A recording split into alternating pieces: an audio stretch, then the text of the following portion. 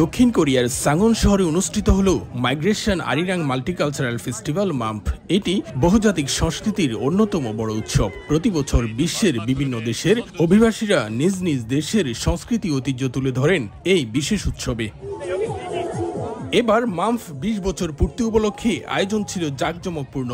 বৈচিত্র্যের মধ্যে ঐক্যের থিম নিয়ে এবারের উৎসবে এশিয়া, আফ্রিকা ও ইউরোপ সহ প্রায় ১৩টি দেশ অংশ নেয়। একসাথে বিভিন্ন দেশের অংশগ্রহণে উৎসবটি রঙিন এক মিলন মেলায় পরিণত হয়। এবছর বিশেষভাবে নজর কাড়ে বাংলাদেশের অংশগ্রহণ। বাংলাদেশিরা লাল সবুজের পতাকা হাতে নিয়ে ঐতিহ্যবাহী পোশাক, সঙ্গীত ও নৃত্যের মাধ্যমে মাতিয়ে তোলেন পুরো প্যারেড।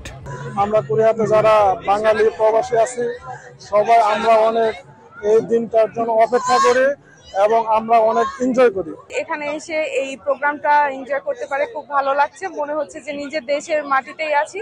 বাংলাদেশ টিমের আয়োজক গিয়ংনাম বাংলাদেশ কমিউনিটির নেতারা জানান, বিশ্বের কাছে দেশের সংস্কৃতি তুলে ধরতে বাংলাদেশ সরকার এবং দূতাবাসের সহযোগিতা প্রত্যাশা করেন তারা।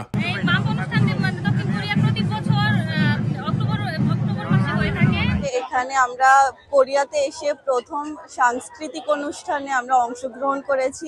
উৎসবটি ২৪ অক্টোবর থেকে শুরু হয়ে চলে ২৬ অক্টোবর পর্যন্ত। এ সময় সাংওনের সিয়ংসান আর্ট হল, ইয়ংজি কালচারাল পার্ক এবং সাংওনের জুঙ্গাংডারো যেন কোরিয়ার বুকে এক বিশ্ব সংস্কৃতির প্রতিচ্ছবি হয়ে ওঠে। এই উৎসবের মাধ্যমে প্রবাসীরা যেমন বাংলাদেশের সংস্কৃতিকে তুলে ধরার চেষ্টা করছেন, ঠিক তেমনি কোরিয়ারাও বিশ্বের নানা সংস্কৃতি সম্পর্কে জানতে পারছেন। দক্ষিণ কোরিয়ার সাংওন মাম্প ফেস্টিভ্যাল থেকে মোহাম্মদ হানিফ, সময় সংবাদ।